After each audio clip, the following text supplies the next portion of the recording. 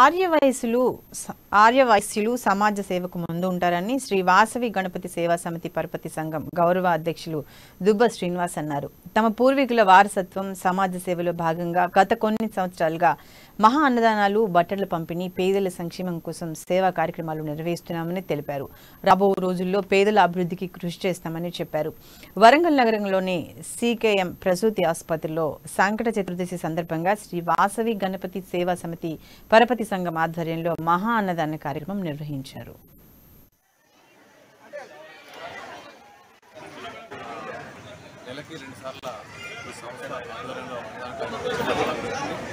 సుమారు నెలకి 1000 మందికి అన్నదాన కార్యక్రమాలు చేస్తాము.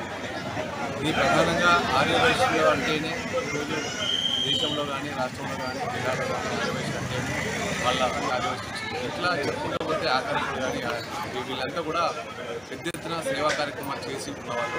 అట్లాంటి దహన గుణాలు ఆర్యవైశ్యులపై కనుక రన్నింగ్లో ఉంది. ఇప్పటికీ ఇది 7వ సంవత్సరము. ఈ 7వ సంవత్సరంలో ప్రతి నెల 2 సార్లు అన్నదానం, ఒకటి సంకట చతుర్థి, ఒకటి అమావాస్య.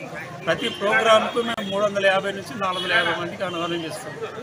ఈ అన్నదానానికి మా ఆర్యవైశ్యులు పరపసంఘ సభ్యులు, గౌరవ సభ్యులు, ఆర్యవైశ్యులు